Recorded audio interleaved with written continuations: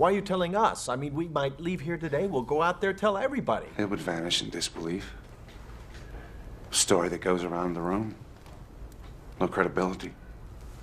Even if I could make you believe me, in a month you wouldn't. Some of you would call me a psychopath. Others would be angry at a pointless joke. Well, John, some of us are angry now. This was a bad idea.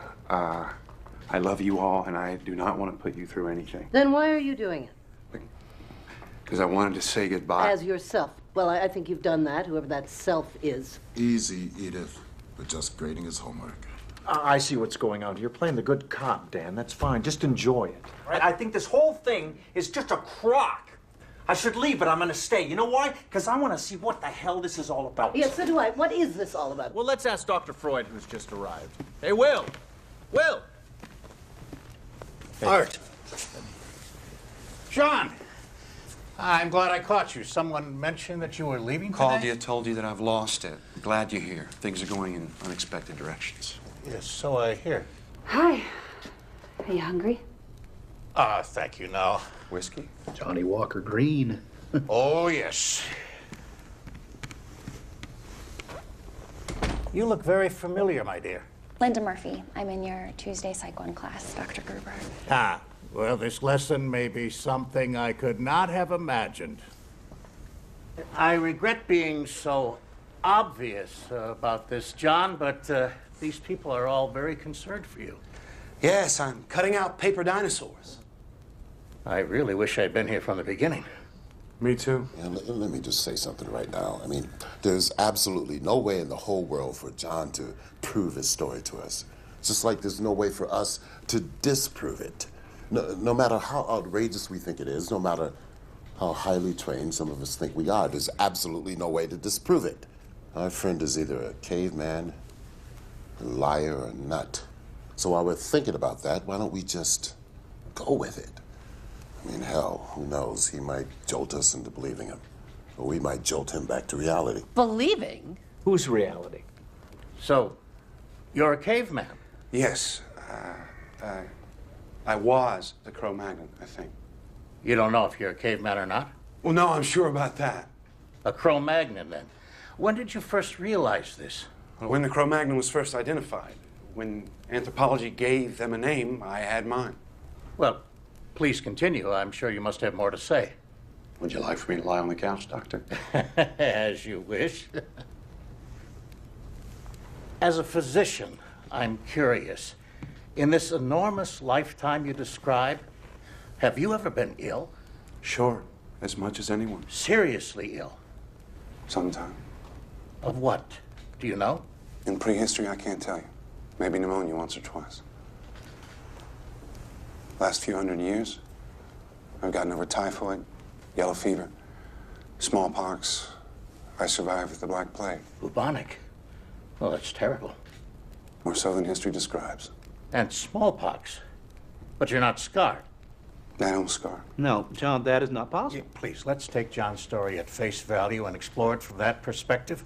If he doesn't scar, it's no stranger than the rest of it. John, would you please stop by my lab before you take off? Suffer a few tests from your friendly neighborhood biologist. I'm leery of labs. Afraid I might go in and stay for 1,000 years while cigarette-smoking men try to figure me out. You don't think that I would betray you in any way? You know, walls have ears. Medical tests might be a way of proving what you say. I don't want to prove it. So you're telling us this, the yarn of the century, and you don't care if we believe it or not? I guess I shouldn't have expected you to. You're not as crazy as you think I am. Amen. I've always liked you. Well, thank you, dear. Well, that's changing. Oh, surely you don't believe this nonsense. I think we should remain courteous to someone who we've known and trusted, Edith. Here you sit. You can't break his story. All you can do is thumb your nose at it. Is that what you're doing, John? Are you laughing at us inside? I wish you didn't feel that way. Well, what you're saying, it offends common sense. So does relativity. Quantum mechanics. That's the way nature works. But your story doesn't fit into nature as we know it. But we know so little, Dan. We know so little. I mean, how many of you know 5 geniuses in your field that you disagree with? One you would like to strangle. Strangle them all. Damn it, Dan. It's bad enough we have to listen to Harry's idiotic jokes. Thank you very much, Edith. Maybe when I'm 110, I'll be as smart as you are. If you lived as long as John did, you still wouldn't grow up. Oh, come on, guys, take it easy. How often do we get to meet someone who says he's a Stone Age man? Yeah, once is enough. Edith. All right, a guy with your mind, you'd have studied a great deal. I have 10 degrees, including all of yours. Except yours, Will. That makes me feel a trifle Lilliputian. That's over the span of 170 years.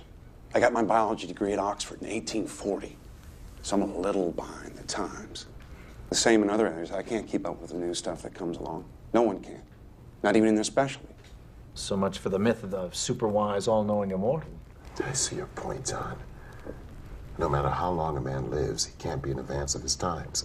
He can't know more than the best of the race knows, if that. I mean, when the world learned it was round, you learned it. It took some time.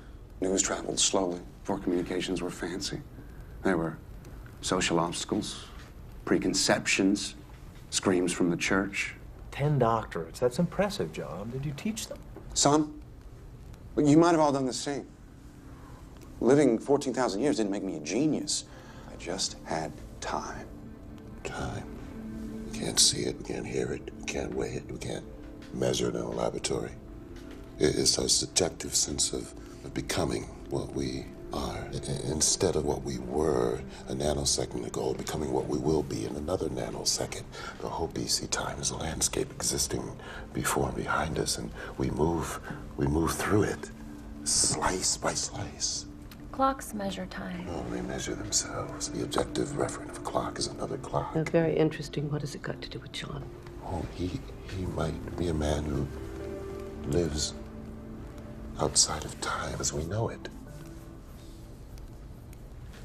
Yes, well, people do go around armed these days. If I shot you, John, you're immortal?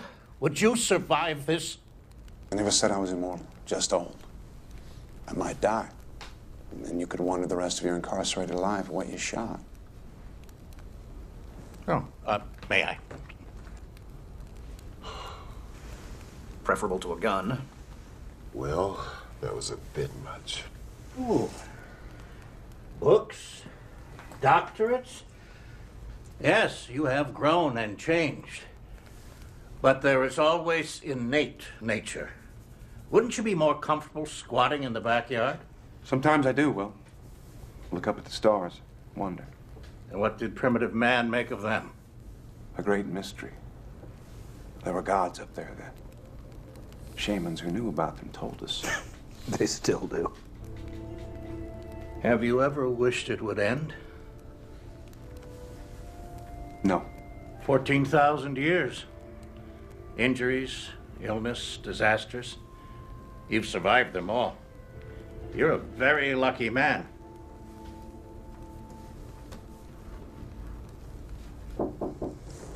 Come in. John Oldman? Yes. Charity now. We're here to pick up the furniture. It's all yours. Here, take this chair. I'm gonna go drink in the corner. You're donating it? Everything? I'll get more. Do you always travel this light? It's the only way to move. Oh, you've talked a good deal about your extraordinary amount of living. What do you think of dying, John? Do you fear death? Who wouldn't? How did primitive man regard death? Well, we had the practical concept. Stopped, fell down, didn't get up. Started to smell bad, come apart. Injuries we could understand if someone's insides were all over the ground. Infections, they were mysterious. Aging, biggest mystery of all. You realize you were different. Longer to realize how I was different. To find a way to synthesize my experience into a view of myself. At first I thought everybody had something wrong with them. They got old, they died. Animals too.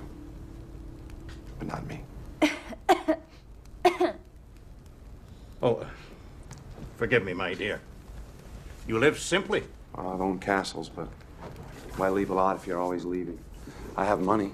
What'd you get into AT&T at 50 cents, John?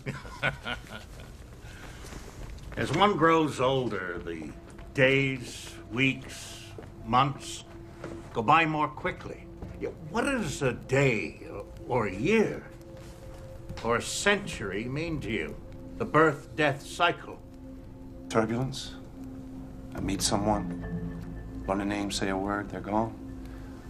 Others come like waves, rise, fall. Ripples in a wheat field blown by the wind. You ever get tired of it all? I get bored now and then. They keep making the same stupid mistakes over and over. Hey. Then you see yourself as separate from the rest of humanity. I didn't mean it that way. But of course, I am. Are you comfortable knowing that you have lived while everyone you knew, John, has died? I've regretted losing people. Often. Have you ever felt guilt about that? Something akin to survivor's guilt. In the strict psychological sense? Suppose I have. Yeah. Well, what could I do about it? Indeed. I'm sorry, man. Gentlemen, I'm going to keep the couch. Thanks. Ladies, Will? Oh, no. You've got a heart condition. Don't grump about it. Hey, how about changing the subject? Will, enough with the dying. But this is the flip side of his coin, Harry. I'm very curious to know his feelings. Would you prefer I asked him about his father? I thought you always started with tell me about your mother. Yes, but prehistory was strongly patriarchal. Surely you remember your father. I seem to remember a figure. Perhaps an older brother, a social father, maybe. Well, no matter. I could scarcely remember mine. Do you feel a vacancy in your life about that, John? Something you wish could be filled by a face, a voice, an image? Not at this late date. There must be someone, probably many, that you valued intensely, loved. You saw them age and die. A friend, a colleague, a wife. Certainly you've had wives and children. I'd move on. I had to move on. Making him history's biggest bigamist. Have you ever in your life thought, it should have been me? Maybe. Your art has told me that some of your early fellows feared you were stealing their lives. Have you thought that perhaps you were? Perhaps you are. There have always been legends of such a thing, a creature, not quite human, taking not the blood, but the life force itself. My God, Will. Unconsciously, perhaps, by some biological or psychic mechanism that we can only guess at. I'm not saying you would do such a thing deliberately. I'm not saying that you would even know how to. Would you? But would such a thing be fair?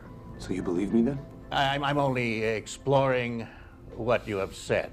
Whether I believe it or not is of no importance. We will die. You will live. Will you come to my funeral, John? Hey, Will. You've gone too far. John didn't ask to be what he is. And we did not ask to hear about it. But if it were true, is there one among us who would not feel envy? Even perhaps a touch of hatred? You told us of yourself, John. Can you imagine how we feel? I never thought of that. Since you may not die, while me most assuredly will, there must be a reason for that, no? Perhaps you are an expert. That's it, Mr. Oldman. Have a good one. Thank you. You too. Or are you a vampire, John? Even an unknowing one? Do you stand alive and tall in a graveyard that